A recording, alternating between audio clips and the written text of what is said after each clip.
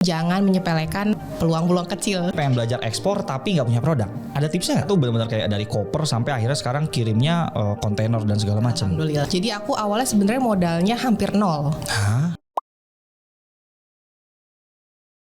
Welcome to the podcast. Hari ini aku kedatangan salah satu orang yang jago di dunia ekspor impor. Cuman kita lebih ke sharing-sharing gitu ya. Jadi hari ini ada namanya Bu Marisa, teman-teman. Ya, ini kita teman lama di salah satu komunitas bisnis.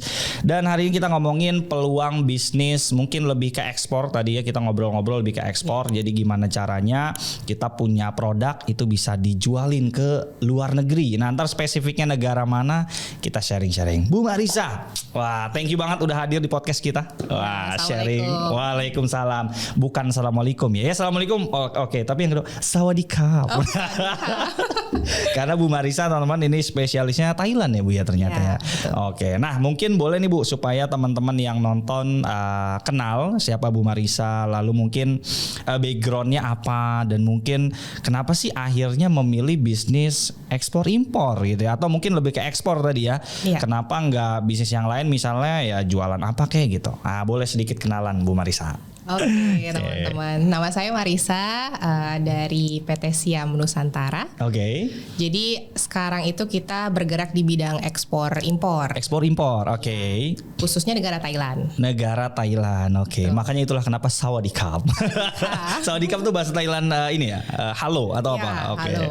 Oke, menarik ya. Jadi udah berapa lama Bu berarti pengalaman di ekspor impor ini? Kalau total mungkin sekitar 5-6 tahun ya. Kalau merintis dari nol ya. Oke. Mungkin sekitar 5-6 tahun. Sekitar 5-6 tahun. Itu berarti apa aja sih Bu? Mungkin kita anggaplah teman-teman yang nonton ini dari nol ya kan. Mungkin juga lagi nyari peluang usaha ya kan. Dan juga nggak tahu emang bedanya ekspor sama impor apa sih? Mungkin Bu Marisa boleh sharing nggak dari kita anggaplah ini podcast yang benar-benar sharing dari nol. Jadi yang benar-benar yang nggak paham tuh tahu. Mungkin ekspor impor dulu Bu. Apa itu ekspor? Apa itu impor? Bedanya apa dan peluangnya seperti apa? Ya. Sebenarnya dua-duanya itu sama aja ya. Sama aja. Topiknya kan jualan ya. Dan ekspor impor cuman yang ngebedain ya arahnya aja. Gitu. Jadi kalau ekspor lebih ke kita dari Indonesia kirim ke luar negeri. Impor pun sebaliknya dari luar negeri kita masukin barang ke Indonesia. Gitu. Dan teman-teman mungkin kalau dengar-dengar kata-kata ekspor sama impor mungkin udah alergi. Gitu. Tapi sebenarnya ngirimin barang 1 kilo ke luar negeri itu jatuhnya udah ekspor. Gitu. Impor pun sama. Kita ngambil barang sekitar 1 kilo, 2 kilo itu juga udah termasuk aktivitas impor. So berarti ekspor impor bedanya kalau ekspor adalah dari Indonesia keluar, kalau impor dari sono ke sini, ibaratnya gitu. Ya menarik. Nah berarti dengan seperti itu apa ya Bu ya? Ekspor sama impor kalau Bu Marisa berarti lebih cenderung mainnya di ekspor berarti. Sekarang aktivitas kita mostly ekspor ya. Ekspor, tapi dua-duanya sama-sama punya peluang yang berbeda. Oke. Apa Bu yang biasa diekspor apa Bu? Dari Indonesia ke sana tuh produk-produk apa Bu? Boleh di-spill nggak? Boleh. Sebenarnya kita macam-macam ya. Macam-macam, kan juga kita mengerjakan trading, tapi mostly sekarang kita ada tekstil, ada beberapa komoditas agriculture, terus ada spare parts dan juga barang-barang sembako orang Indonesia lah. Jadi untuk diaspora yang tinggal di luar negeri gitu. Berarti kalau aku bayangin berarti yang aktivitas yang dilakukan Bu Marisa adalah kayak orang-orang yang punya produk bagus atau mungkin kayak sembako melalui Bu Marisa yang ekspor ke negara sana. Betul. Kurang lebih seperti itu. Nah terus yang jadi pertanyaan kita nih Bu, kalau yang nonton podcast ini adalah ya mungkin kita nggak tahu mereka punya produk yang bagus atau dari produk yang bagus deh. Kalau mereka punya produk yang bagus, apakah mereka bisa ekspor sendiri atau mereka harus mempelajari caranya atau harus menggunakan jasa misal atau gimana biasanya Bu? Jadi aku cerita sedikit tentang story ya. Boleh. Dulu awalnya memang aku kuliah di Thailand. Kuliah di Thailand. Jadi nggak tiba-tiba di Thailand ya? Kuliah di Thailand. Siap lanjut. Waktu itu juga sebenarnya beasiswa sih. Jadi dibilang punya banyak uang enggak gitu. Kita dapat beasiswa. Aku dapat beasiswa. Waktu itu niatnya berawal dari pengen pulang ke Indonesia tapi nggak punya uang buat beli tiket. Oke. Nah, jadi aku buka kayak PO Justipan gitu loh. Oke, paham. PO Justipan nih, siapa yang mau barang-barang dari Thailand? Iya. Akhirnya terkumpul lah barang-barang titipan yang nggak terlalu banyak gitu. Terus aku cuman bawa dari koper aja sih, bawa barangnya nggak begitu banyak. Iya. Tapi dari Justipan itu aku bisa membayar tiket pulang. Oke. Awal mulai dari situ. Oke. Tuh, terus. Alhamdulillah pas COVID ternyata permintaan untuk Justipan itu makin tinggi dari Thailand ini. Ya, dari Thailand ke Indonesia. Jadi mungkin karena orang itu banyak kan online di rumah ya. Iya. Alhamdulillah waktu itu part time Justipan aku tuh naik. Oke. Gitu. Jadi mulai dari Justipan yang kecil-kecil, beneran kita packing order di rumah. Waktu itu aku sama suami juga masih kerja kantoran, jadi kita nggak full time bisnis. Oh menarik nih yang nonton nih. Jadi kalau kamu kerja nggak usah merendah ya, jadi nggak usah takut. Ternyata Bu Marisa punya story dulunya kerja gitu, sampai akhirnya merintis bisnis. Oke, lanjut Bu. Gitu. Jadi kita mulai benar-benar dari kecil, kita packing sendiri. Jadi pas pagi-pagi tuh sebelum kerja ya, biasanya suami juga bantu packing. Jadi subuh-subuh kita packing atau pulang kerja kita packing barang. Kadang kita juga masih terbang sendiri ke Thailand bolak-balik untuk Justipan. Jadi awalnya beneran bisnis yang ya ibu-ibu zaman sekarang lah ya Justipan gitu. Tapi pelan-pelan kita dengar permintaan customer. Ada yang minta barang lebih banyak. Mereka request apa ya kita kerjakan. Sampai ya kita bisa kirim full container gitu. Jadi awal mulanya dari Justipan. Jadi berarti kalau kita bilang kenapa Thailand ya karena dulu kuliah di sono gitu ya. Dan memang ramenya di sana ya. Kan kalau yang kita sering dengar orang China gitu ya. China lebih ke ini ya, impor ya. Masuk ke sini ya. Oke. Berarti sebenarnya modelan bisnis yang sebelumnya dilakuin itu kan lebih dari Just Tip Thailand ke sini. Betul. Sampai akhirnya ekspor dari sana, dari Indo ke Thailand tuh apa yang bikin kebalik nih? Beli tiket harus balik ke sana lagi kan? Tiket dari Indonesia ke Thailand ya aku juga open Just Tip. Backgroundnya seperti itu awalnya. Iya. Jadi keren juga ya idenya ya. Jadi supaya free tiket bolak-balik gitu. Betul. Nah berarti ketika case-nya kayak gitu berarti Bu Marisa juga punya temen yang stay di Thailand pengen produk Indo. Betul. Gitu. Jadi kita cari dua pasar. Kebetulan ya karena juga bisa sedikit bahasa Thailand. Jadi aku juga cari-cari pasar di sana. Awal mulanya buyer yang besar itu kita nggak sengaja ketemu. Mereka awalnya nitip tolong beliin sampel dong di Indonesia. Jadi kirim 10 kilo, 100 kilo sampai 1 ton sampai full container gitu. Jadi jangan menyepelekan peluang-peluang kecil. Iya. So jadi kalau yang nonton ini lagi nyari bisnis ya dan tertarik dengan dunia ekspor impor, start from small lah ya. It's okay gitu ya. Jadi Bu Marisa juga dari kecil. Oh berarti dulu Bu Marisa tuh benar-benar kayak dari koper sampai akhirnya sekarang kirimnya kontainer dan segala macam. Alhamdulillah. Wow. Nice, seru banget. Oke, menarik Bu. Ya, jadi kita ngomongin ekspor lebih dalam lagi.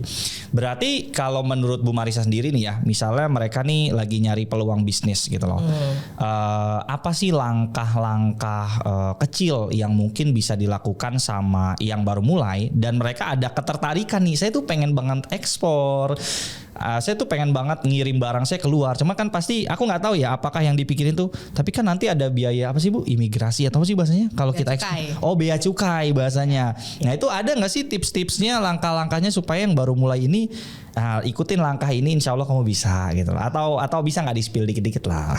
Dikit ya, nggak usah terlalu banyak ya. Kalau banyak-banyak nanti di SPSO aja kita bikin kelas. Oke. Jadi sebenarnya untuk eksportir pemula biasanya mereka stuck itu mereka fokus cari buyer. Buyer nih maksudnya pembeli di sana ya Bu. Oke. Ini juga saya belajar dari guru-guru ekspor ya. Iya. Sebenarnya ekspor itu paling gampang kita mastering dulu produk kita apa. Gitu. Jadi kita tahu dulu nih strength kita di produk apa, bedanya kita dengan produk lain seperti apa. Ya untuk costnya kita maksimalkan gitu. Karena sebenarnya kalau kita cari buyer itu banyak banget. Banyak banget ya. Sebenarnya nggak usah di Thailand aja, di negara lain juga banyak banget gitu. Tapi yang mereka cari adalah gimana caranya mereka dapat mungkin harga yang paling murah atau barang dengan yang barang paling baik dengan harga yang best price. Gitu.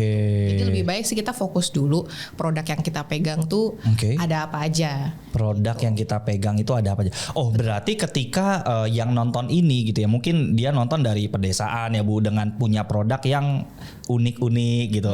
Berarti ketika dia punya produk unik dan dia merasa saya pengen banget nih main ekspor, berarti itu udah bisa. Berarti langkah satu harus punya produk dong Bu. Betul, punya produk dulu. Dan ya kalau bisa ya produknya dibedakan dengan kompetitor. Karena kalau misalnya nggak beda, ya mereka bisa cari-cari lagi kan di Shopee atau di mana di marketplace gitu. Oke, menarik. Nah, anggaplah Bu yang nonton ini pengen belajar ekspor tapi nggak punya produk. Ada tipsnya nggak?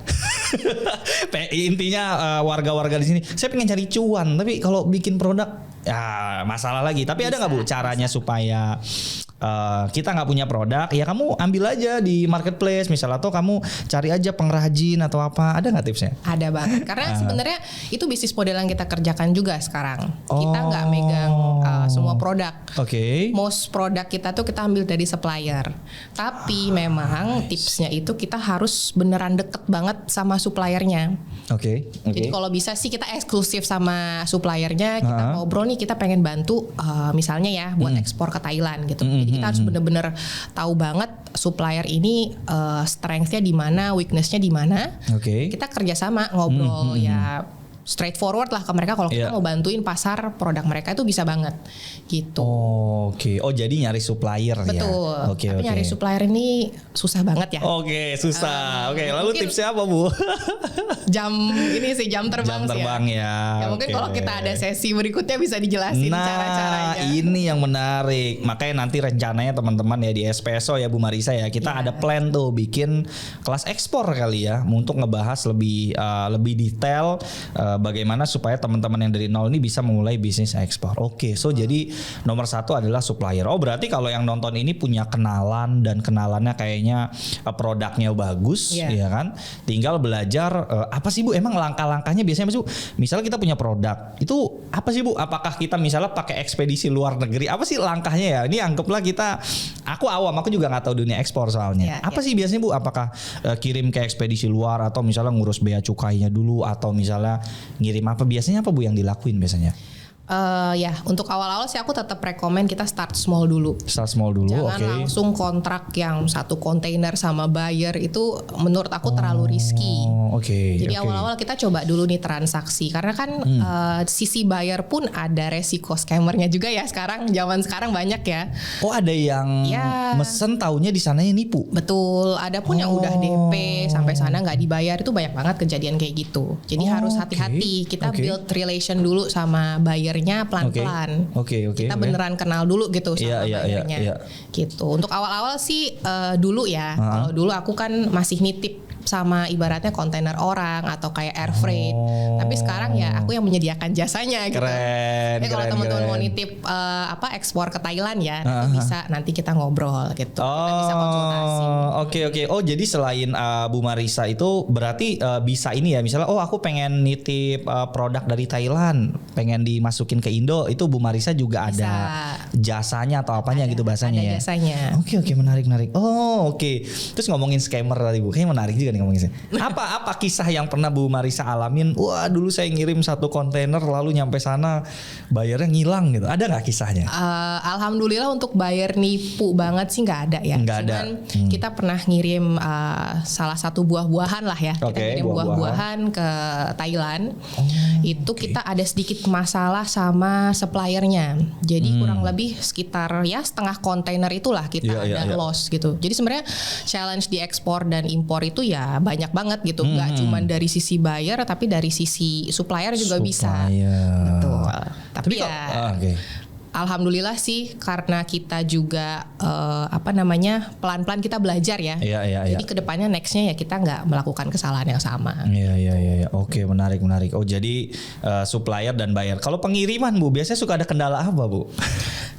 Kan keluar negeri nih ya, antar negara yang kita kan pernah ya kita nggak tahu ya, kita cuma ngomong dari orang awam aja. Betul. Kadang ada kendala ditahan di bea cukai ya, mungkin ini juga yang jadi mindset orang akhirnya nggak mau belajar ekspor atau impor kali ya Bu ya. Ada nggak sih biasanya kendala-kendala kayak gitu, dan misalnya Bu Marissa ngalamin biasanya dulu cara apa ya bahasa kita, cara benerinnya atau cara menanganinya gimana biasanya? Biasanya dokumen nggak lengkap. Dokumen nggak lengkap. Ya, misalnya dari bea cukai di sini nih udah oke nih, list barang-barangnya, list dokumennya udah oke di sini. Tapi begitu nyampe sana mereka butuh dokumen yang lain. Itu pernah kita kejadian gitu. Cuman alhamdulillah ya kita langsung solve gitu, walaupun kena denda ya ujung-ujungnya. Kena denda juga. Cuman kalau tips aku sih, menurut aku kita harus punya partner di negara tujuan. I see. Karena mereka akan lebih paham gitu butuhnya dokumen apa, list-listnya seperti apa, dan kadang-kadang kebutuhan dokumen untuk ekspor sama kebutuhan untuk clearing di negara tujuan mereka berbeda. Oke. Oh dokumen ya. Oh berarti ketika kita mau mulai bisnis ekspor itu harus punya produk, lalu punya dokumen, bahkan kalau perlu lagi punya partner. Betul, punya partner. Kayak partner yang paling berat sih ya. Karena gimana caranya kita punya partner di luar negeri gitu ya, menarik. Oke. Oh makin seru nih pembahasannya. Terus Bu, anggaplah nih yang nonton, oke saya produk kayaknya punya dokumen. Oh mungkin kalau bahas dokumen ini nggak bisa di sini ya Bu ya, pasti kan detail banget sih. Detail banget ya. Ya makanya tadi ya kalau misalnya emang komentar rame pengen dibahas secara khusus ya ngomongin tentang bab ekspor, nanti kita buat. Terus Bu, kalau ngomongin buyer ya kan, caranya ada nggak sih? Kan kita nih misalnya jualan di Indonesia aja kita bingung nyari buyer, ini disuruh jualan ke luar negeri. Nah ada nggak caranya Bu? Ya mungkin teman-teman kepikiran kita harus iklan, kita harus spend ads apa. Oke. Sebenarnya kalau nggak support Brozan ya iklan aja iklan pakai meta aja guys. Betul. Iklan juga salah satu. Salah satunya. Cuman untuk awal-awal dulu aku nggak iklan sama sekali sebenarnya, lebih ke organik. Gitu. Organik itu maksudnya apa? Ya kita nggak spend ads.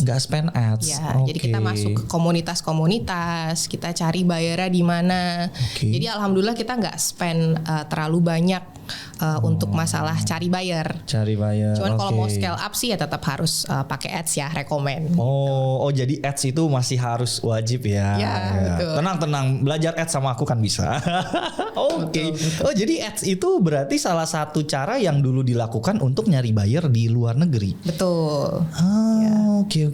Tapi kalau kalau Bu Marissa impor, pakai juga ads atau masih organik juga? Pakai juga. Pakai juga. Ya walaupun awal-awal kita beneran pure organik ya.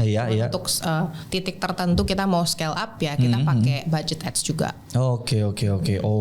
Jadi pakai budget ads ya teman-teman, itu juga bisa. Nah terus Bu, kalau kita ngomongin permodalan gitu ya, anggaplah kita dari ekspor dulu deh, Nih Bu Marissa kan spesialisnya Thailand. Kalau kita mau mulai bisnis ekspor, itu yang perlu kita siapin modalnya sekitar berapa? Dan ada nggak gambaran ya dalam tanda kutip dulu awal-awal ya, misalnya dulu saya pernah tuh ekspor dari Indonesia modalnya 5 juta. Nah terus saya ngalamin ketika saya ekspor ke sana saya dapat omsetnya 25 juta, jadi profitnya 10 juta. Nah biar teman-teman ada bayangan Bu, angka-angka. Biasanya angka-angka gampang viralnya kalau dipotong-potong. Ada Bu kisah-kisah kayak gitu Bu? Ada nggak? Sebenarnya kalau boleh jujur ya, karena aku juga orangnya play safe. Jadi aku awalnya sebenarnya modalnya hampir nol. Menarik nol. Modalnya nol karena kita minta bayaran di depan sama customer. Gitu. Jadi customer bayar dulu, kita terima cash. Sampai sekarang kita nggak main LC dan lain-lain juga ya, nggak kayak typical eksportir gitu, karena kita beneran serius banget lah masalah payment. Karena dulu pernah ketipu, jadi lumayan trauma gitu. Jadi sampai sekarang alhamdulillah kita pakai modal yang dibayarkan dari customer. Jadi sampai sekarang sih hampir nol sih modal kita. Jadi modalnya nol dong? Ya dari awal-awal ya. Kalau hitung dari Justipan itu kita beneran keep uang customer dulu. Gitu. Itu ekspor maupun impor Bu Marissa selalu modalnya nol. Sama. Betul. So teman-teman yang mau mulai bisnis ekspor impor nggak usah mikirin modal. Itu berarti sampai ketika kita ekspor, berarti si buyernya itu bayarin produknya plus bayarin shippingnya. Ya DP dulu. Oh, DP dulu, nyampe sana baru kita dia akan ngelunasin ke kita. Sebenarnya ada juga skema yang lunas dulu sebelum kontainernya berangkat. Wow. Itu paling safe. Gitu. Paling safe ya. Dan mungkin nggak semua buyer bisa ke situ, terutama baru mulai ya. Betul. Makanya kenapa kita fokus di build relationship dulu sama buyer, mulai dari kecil-kecil supaya ya pembayarannya lancar. Iya. Oh. Kita nggak usah terlalu resiko. Oh, beli barang dulu, misalnya ratusan juta baru kita kirim, itu kan resikonya berat. Ngeri banget ya. Ya, kita build trust dulu sama buyernya. Ada nggak Bu kisah-kisah yang mengerikan perjalanan Bu Marissa, kan udah 5 tahun ya? Yang kisah ini tuh yang wah, itu kisah yang nggak bisa saya lupakan. Ya aku nggak tahu ya, misalnya kena tipu atau misalnya fine aja sih gitu. Ada nggak kisah-kisah yang mungkin ya dari kisah ini harapannya teman-teman yang baru pengen belajar ekspor ataupun impor bisa belajar.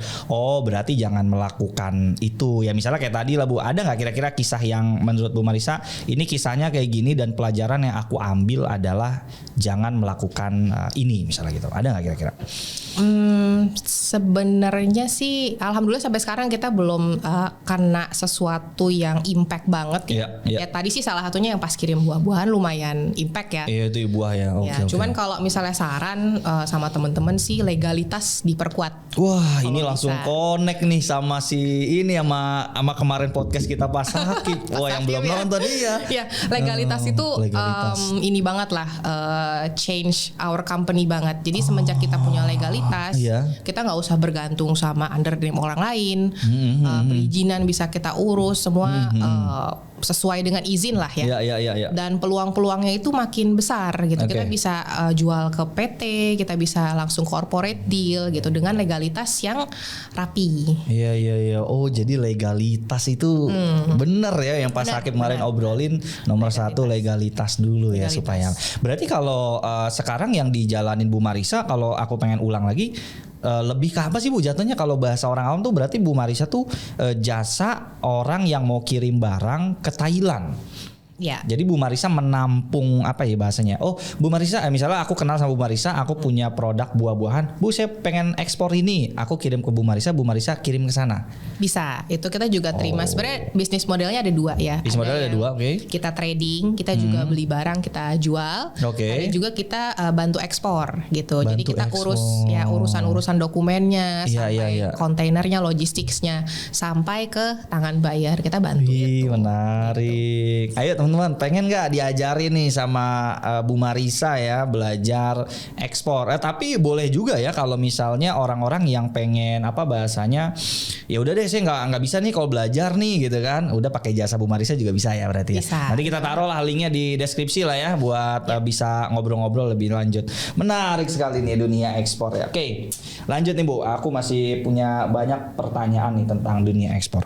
Apa Bu biasanya tantangan paling besar di dunia ekspor? Berarti kalau kita ngomongin persentase lebih berapa persen Bu ekspor sama impor yang dilakukan sama bisnis Bu Marissa sekarang? Mungkin sekitar 80% ekspor. Wow. Ya, 20% impor. Wow. Betul. Berarti sekuat itu demand-nya di Thailand ya produk Indonesia ya? Ya, karena mungkin saingannya nggak terlalu banyak juga ya. Indonesia sama Thailand itu ya dua negara yang mungkin nggak se-common kayak kita ke Cina atau ke Jepang. Betul, justru peluangnya tuh di situ gitu. Aku ngeliat malah negara-negara sekitar kayak Vietnam, Kamboja, Laos itu mereka surprisingly pengen Indomie, pengen sambal, pengen baju batik gitu. Kebutuhan mereka tuh banyak dan channel yang bisa ngirim ke sana belum terlalu banyak. Jadi sebenarnya negara CLMV ya maksudnya Vietnam, Kamboja, Laos, Myanmar itu masih banyak potensi sebenarnya buat dieksplor. Oke. Gitu. Ih menarik ya. Oh jadi kenapa Ibu ekspor karena demand-nya di sana tinggi banget ya? Ya masih lumayan nggak terlalu banyak saingan. Nggak terlalu banyak saingan. Gitu. Tantangannya Bu, apa tantangannya nih? Ya kan supaya teman-teman yang baru mulai, tantangannya gitu. Kayaknya siap nih. Apa Bu tantangan terbesar main ekspor nih? Atau kan misalnya, ini sama pemerintah nggak didukung, wah. Ya kan kalau pemerintahan kan kamu ini produk Indonesia yang harus ini segala macam gitu. Ada nggak sih Bu tantangan terbesarnya kalau kita mau ekspor gitu? Mungkin di birokrasi juga ya, legalitas, birokrasi, dan itu butuh jam terbang banget. Itu something yang kita nggak bisa googling gitu. Untuk di Indonesia ya, at least untuk googling di situ masih agak sedikit susah. ChatGPT juga nggak lengkap banget kalau menurut aku. Jadi kita perbanyak komunitas, kita tanya sana sini, kita beneran turun ke lapangan langsung. Gitu, kita belajar lah dari situ. Mungkin lebih ke arah konsistensi menjaga trust sama buyer. Trust sama buyer. Benar. Trust sama buyer itu jadi kita sampai kita sering ke Thailand gitu. Kita ya invest lah, kita ketemu sama buyer, ngobrol, beneran build relationship kayak keluarga lah. Kayak teman, kayak keluarga. Jadi walaupun harga kita slightly di atas supplier lain, mereka nggak mau pindah. Gitu. Jadi kuncinya ya tantangannya tadi, tapi salah satu faktor suksesnya adalah build relation. Bener, ya. Jadi build relation itu penting juga. Wah menarik ya. Jadi berarti ini kalau kita ngomong-ngomong ya Bu, kalau kita pengen mulai bener-bener dari nol, kira-kira possible nggak sih Bu untuk kita bisa berhasil di dunia ekspor? Dan kalau kita ngomongin angka gitu, gede gak sih? Misalnya ya miliaran bisa lah, ratusan juta easy lah gitu. Itu possible gak sih Bu kalau yang dari nol ya kira-kira? Ya insya Allah sih possible ya. Possible ya. Jadi mungkin teman-teman untuk bisa peluang yang mungkin puluh kali lipat dari kerja sebagai karyawan gitu. Ya kita sih lebih prefer untuk ya build your own business lah. Build business ya. Menarik. Jadi bisa-bisa aja teman-teman tinggal startingnya dari produk ya. Ini produk memang ya rada challenge juga. Begitu ketemu produknya bagus, nyari buyernya juga ya. Tapi tidak ada yang tidak mungkin selama kita berusaha, Bu Marisa ya. Betul. Ya? Menurut Bu Marisa nih, apa kesalahan yang fatal kira-kira yang sering dilakukan sama ya orang yang baru mulai ekspor gitu? Apakah mungkin tadi scammer paymentnya, atau kira-kira apa biasanya kesalahan yang sering dilakukan pemula kira-kira Bu Marisa? Aku sih percaya dengan kata-kata too good to be true ya. Itu banyak banget sekarang scammer buyer, scammer supplier yang mereka tuh menawarkan misalnya harga yang lebih murah atau misalnya aku butuh supply sekian 100 ton 200 ton. Nah itu harus sangat-sangat dipertanyakan. Gitu. Dari tren kita biasanya buyer-buyer yang legit itu mereka nggak akan tiba-tiba purchase terlalu banyak di pembelian awal, apalagi dengan kita yang mereka nggak kenal. Iya, apalagi ya kan. Betul. Jadi ya kalau penawarannya itu too good to be true ya harus hati-hati.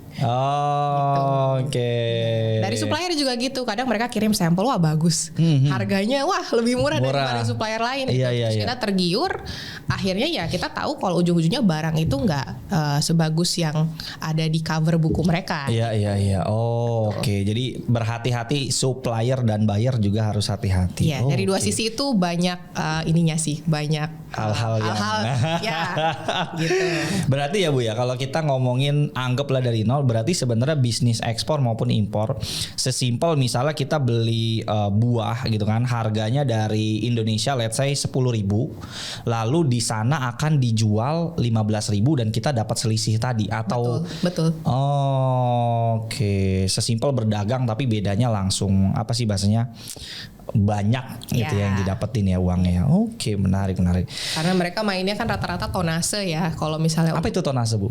Ya maksudnya volumenya besar. Jadi walaupun misalnya kita nggak ngambil untung let's say 500 perak atau 1.000 perak, tapi yang dikirim satu kontainer, nah itu untung kita di situ. Jadi makanya walaupun ya ibaratnya kita logik aja ya. Kalau di pasar lokal kita misalnya jadi reseller barang apa gitu, kita kan beli dari supplier 10.000 kita jual 20.000 kan di pasar lokal. Nah ini sama aja konsepnya, tapi di luar negeri mereka tonasenya lebih besar. Jadi walaupun margin kita kecil karena kita main volume, kita tetap ada margin di situ. Jadi sebenarnya bisnis ekspor itu sesimpel kayak kita let's say beli baju di Tanah Abang, ya kan, kita jual di online gitu kan, ngambil untung, sesimpel kayak gitu sebenarnya. Exactly. Menarik ya. Bu Marisa ada tips nggak sih? Misalnya nih yang baru mulai kan, waduh kalau harus mikirin produk saya nggak punya teman, ada nggak tips gampangnya Bu? Atau memang ya kamu harus berusaha atau ada nggak trik-triknya yang mungkin kan udah lebih pengalaman gitu ya, sharing-sharing. Ada nggak Bu tipsnya? Ya mungkin nanti kita bisa bahas lebih lanjut di sesi berikut. Tapi mungkin kalau untuk spill tipsnya aku akan rekomen kita masuk ke komunitas lah. Kita masuk ke komunitas ya itu buyer kita di Thailand. Ya adalah list community-nya, nggak bisa di-spill di sini ya. Oke. Kalau dibikinin kelas di-spill nggak Bu? Boleh. Oke. Kita cek dulu ya di komen rame nggak nih. Oke. Oh jadi nggak sesuai itu nyari buyer. Nggak sesuai itu ya. Oke. Produk maupun supplier juga sama caranya dengan masuk komunitas atau berbeda cara mainnya? Ada community tapi kalau supplier itu butuh turun ke lapangan ya. Kalau pengalaman kita ya. Sebenarnya suami sih yang lebih banyak turun ke lapangan cari-cari supplier ya. Ya itu challenge-nya lumayan banyak juga. Nggak kalah sama nyari buyer juga, cari supplier tuh luar biasa. Siap. Oh jadi masuk komunitas dan cuman nggak bisa di-spill di sini ya, mungkin nanti di kelas berbayar kita karena kita punya SPSO teman-teman ya, menariknya. Siap, menarik. Kalau kira-kira nih ke depannya atau Bu Marisa gitu, kira-kira akan dibesarin seperti apa nih bisnis yang Bu Marisa sekarang lagi jalanin? Apakah mungkin tadi kan udah beberapa ya, mungkin agriculture lah, tekstil. Apakah nanti Bu Marisa tuh planningnya akan membesarkan ke setiap ini?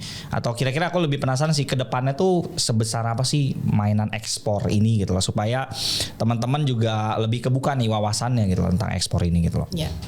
Sebenarnya kalau ngomongin bisnis, ngomongin masalah uang semua orang mungkin pengen dapat uang ya. Betul. Tapi kalau udah di titik tertentu sebenarnya uang itu bukan segalanya lah. Lebih pengen sebenarnya ngebantuin teman-teman ya UMKM di sini yang nggak harus besar-besar banget tapi punya passion ya, ingin beneran go global, ingin ekspor, yang pengen serius kerja sama itu ya sebenarnya lebih pengen bantu kayak gitu sih. Jadi bantu teman-teman ekspor ya, mungkin ya kita mulai dengan negara Thailand karena dekat dan nggak terlalu susah ya. Nah saya lebih pengen ngebantu bisnis-bisnis yang ini berkembang. So jadi berarti yang nonton ini ngerasa produknya pengen go global, pengen terutama Thailand, insya Allah Bu Marisa bisa bantu ya. Atau kalau misalnya nggak pengen pakai jasanya, nanti kita bikin kelasnya di SPSO ibaratnya gitu ya. Menarik lah teman-teman. So mungkin itu aja sesi kita hari ini. Semoga bermanfaat buat teman-teman mempelajari dunia ekspor. Soon mungkin kita akan cek-cek lagi dan mungkin bikin kelasnya mengenai ekspor ke Thailand. Mungkin sebelum kita close nih Bu Marisa, kira-kira ada nggak tips buat pemula yang pengen bisnis ekspor, misalnya jangan takut atau apa, supaya mereka lebih yakin lah untuk memulai bisnis ekspor ini Bu Marisa, silakan. Ya konsisten aja ya sama enjoy gitu.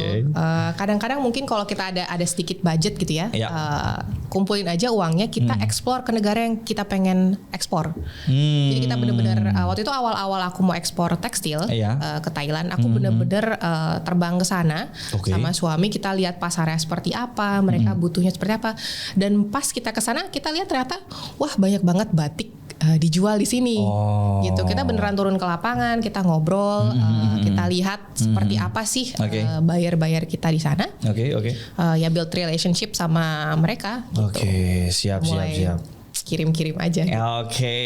Oke, teman-teman, nanti lebih lanjutnya kita akan coba bikin kelasnya, ngomongin tadi ya list-listnya, komunitasnya, mungkin ngomongin legalnya, dokumennya, sign-nya dan segala macam. Soon nanti kita buat.